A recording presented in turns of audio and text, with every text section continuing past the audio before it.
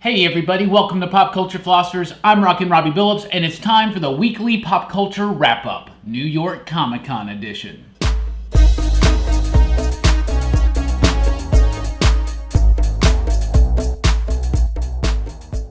That's right, everyone. It's the weekly pop culture wrap-up. It's the show where I go over the week's pop culture news, mostly comic books and movies, and this weekend we had New York Comic Con.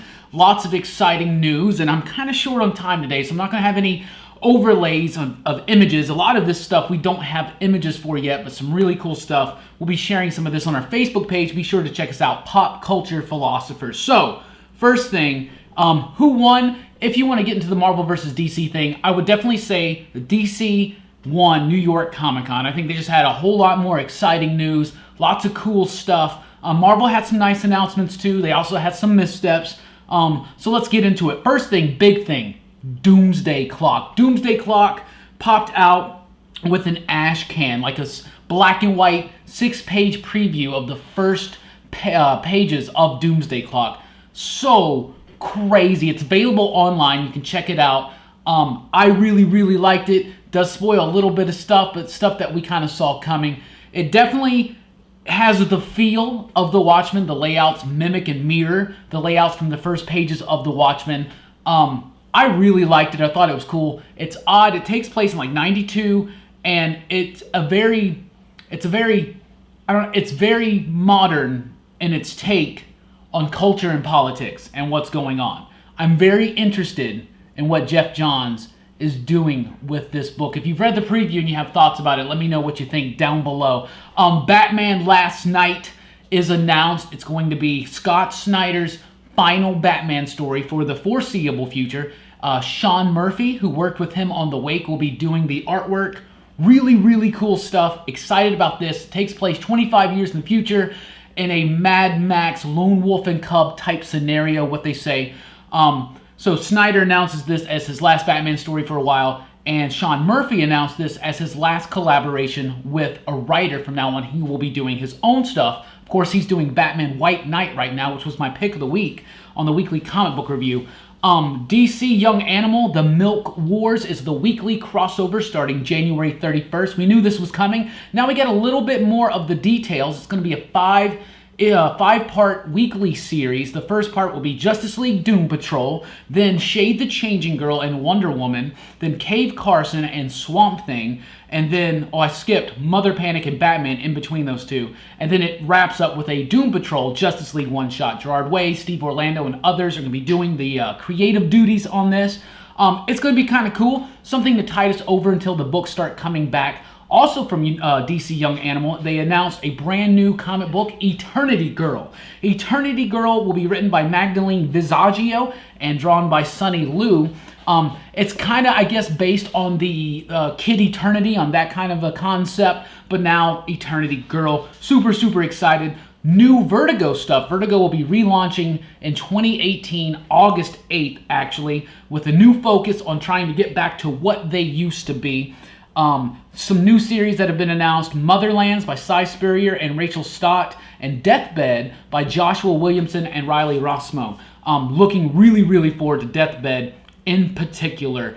DC Metal, they're going to be releasing a 6-song EP DC Metal soundtrack, which will be done by Tyler Bates, former guitarist for Marilyn Manson, and composer of such films like Guardians of the Galaxy. So that's kind of neat. I think the marketing behind Metal from DC has been really fun stuff. Also, Joshua Williamson will be bringing us another big Flash story starting in January with the Flash annual, Flash War, which will answer the question, who is the better Flash, Wally West or Barry Allen? So that's kind of exciting. Another new series from Steve Orlando and Ryan Sook was announced, The Unexpected, kind of like a take on one of their old school titles. I think that's some really cool stuff. Also, this is a lot of stuff from DC. Milestone returns. We knew it was coming, but now it's official. Milestone Comics is returning back with their very own Earth M set in the DC multiverse, spearheaded by Reginald Hudlin and Dennis Cohen. They'll be writing and some other creators coming on. They'll be doing a Milestone book, the Earth M book, Static Shock Duo, and Love Army. So fans of Milestone, your time has come. Sideways is a book that's going to be part of the Dark Matter stuff spinning out of DC Metal, it was announced that it's announced that Grant Morrison will be co-writing some of this series. That's super, super exciting. Grant Morrison also shares some pages from Wonder Woman Earth 1 Volume 2. Snyder and Morrison are going to be working on a metal-related project in the future. Grant Morrison's return to DC, that's awesome. I'm very happy that he went off and he's done his editor-in-chief thing at Heavy Metal, and kudos off to him and all that stuff, but I really want Grant Morrison back at DC. I just think he's such a perfect fit there, and especially in this post-metal universe, I think it's going to be very, very exciting, and I look forward to hearing more news from him in the future. Also, The Terrifics, the book that basically is going to be DC's Fantastic Four, written by Jeff Lemire, Ivan Reyes doing the artwork with Doc Chenier. Really looking forward to this book. They are going to be reintroducing to readers Tom Strong and his family, the Alan Moore, Chris Sprouse creations from America's Best Comics in the late 90s. Tom Strong was really cool, great pulp heroes, Doc Savage type stuff. Really, really liked it. Excited to hear that Tom Strong will be joining the DC Universe proper in some form or another in the book, The Terrifics. Very exciting. Marvel had a huge misstep this week. They announced a collaboration with Northrop Grumman, which is a weapons manufacturer, and people just didn't really respond so well to that, especially since Iron Man's kind of a big deal for Marvel right now, and his whole origin story is tied up in realizing that companies that make weapons that are hurting the world and blah, blah, blah. So a lot of backlash at that. They canceled it. Fabian Nicieza, Sean Shen were going to be doing it. It was going to be based on STEAM type stuff, getting kids into science and technology and engineering and mathematics, all that stuff. So I appreciate Marvel for that, but it was kind of a misstep. Also, they were going to have a big Punisher revelation this week, and supposedly that got taken off because of the Las Vegas tragedy, which is a terrible thing, and I think Marvel made the right move on there. There was even a rumor that they were going to suddenly release Punisher Season 1 this weekend, and now that's been delayed, and I think that's the right move to make. We need some more time from the Vegas thing. It was a terrible thing that happened out there. Some other news from Marvel, though, is Ta-Nehisi Coates and Evan Narcisse, Rise of the Black Panther, basically a Black Panther Year 1 type story just in time for the movie, right? So I think that's going to be really, really cool. A Rogue and Gambit miniseries written by Kelly Thompson and Perry Perez doing the artwork. Rogue is okay. Gambit is okay. Together, I cannot stand Rogue and Gambit. But I really, really do like writer Kelly Thompson's work. I think she's a phenomenal writer. I think she's one of Marvel's upcoming superstars. They'll be doing a whole lot more high-profile work. So, yeah, I'll check it out. And if anybody can get me into a Rogue and Gambit Together miniseries, it'll probably be Kelly Thompson. So that's what I got for comic book. That was a lot of stuff. Movies, TV, not too much, but did you know they released a Justice League trailer today? I watched it. I loved it. So much action, a lot of smiling. They're letting you know, hey guys, we've made the film a little lighter for you guys. You don't like the dark direction, but this is going to be a little funny and have some smiles and everything. But the action looks insane. The red skies, I loved the trailer. I don't think it really showed too much extra. It shows you some cool moments between the characters and some really cool action scenes, especially concentrating on Aquaman. You know, Aquaman is not quite the rock star character that Jason Momoa seems to be playing him as. And I'm a huge Aquaman fan. And to me, Aquaman is regal, and he's stoic, and he's just, you know. And this one seems a lot more like, all right, yeah. You know what, though? It's Jason Momoa. I'm totally down for that. Make Aquaman cool for cinematic audiences, absolutely. That trailer was cool. I watched the Pacific Rim Uprising trailer with John Boyega. Didn't really like the trailer that much. Didn't do much for me. I don't think the music in the trailer really worked for it very well.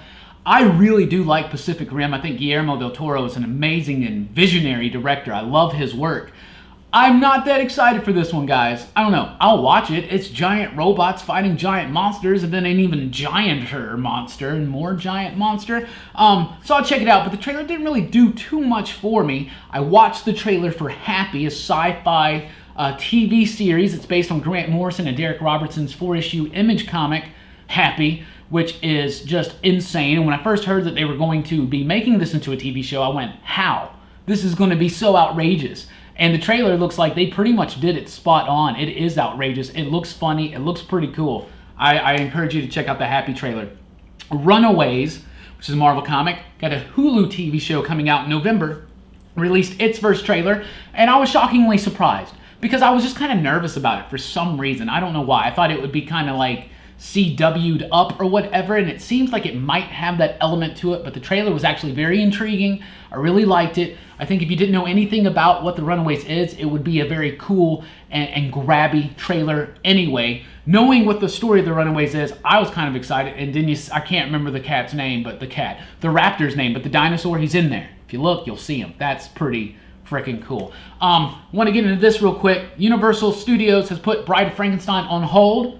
You know, they're trying to do this whole dark universe thing. They wanted to start with the Mummy, and it didn't really go over so well here in America. Bride of Frankenstein was supposed to be next with Angelina Jolie and Javier Bardem. That's on hold, so now their involvement is all up in the air. I don't even think they're going to make this movie, guys. I really don't. I think they're abandoning the whole idea. I think they just need to leave it alone. Just let someone like Guillermo del Toro do a Frankenstein movie, right? And do like an epic, giant Frankenstein movie that's based on the book. Have the bride in it if you want to, but I don't know. I just don't. The shared universe thing could work, but don't force it. Don't force it. And now it's, I think, with Dracula Untold and The Mummy being two false starts for this, it's not looking good for Universal. But at least we always have the old 30s and 40s classics, right? Music-wise, real quick, I want to get into this. One of my all-time favorite bands is Oasis. I love Oasis so much. Very sad that the brothers Gallagher have split ways, but Noel's doing great stuff, and Liam Gallagher just released his first solo album, As You Were. Came out on Friday, and I listened to it, and I really like it. Really like it. Highly encourage you to check that out. So, sorry the video was kind of rushed through, guys. There was a lot of news. It's a busy day here at PCP. Lots of exciting stuff coming up. We just released the 90s Animation Podcast. You can find that at popcultureflossers.com. 70s horror coming up very, very soon. More Horror Fest movie reviews coming very, very soon. In fact, Dawn of the Dead will be releasing in the next day or two. Lots of exciting stuff here. Rockin Robbie is doing our Halloween special. Lots of excitement here in the Huntsville Attic. Thank you guys for supporting us. Thank you guys for checking out the video. Please do like, share, and subscribe. Come back here next week for the weekly comic book review and more stuff here. Thank you guys for checking us out. And don't forget, popcultureflossers.com, Patreon, Twitter, Facebook, all that jazz. Thanks for rocking with us. Keep on pop culturing. Keep on.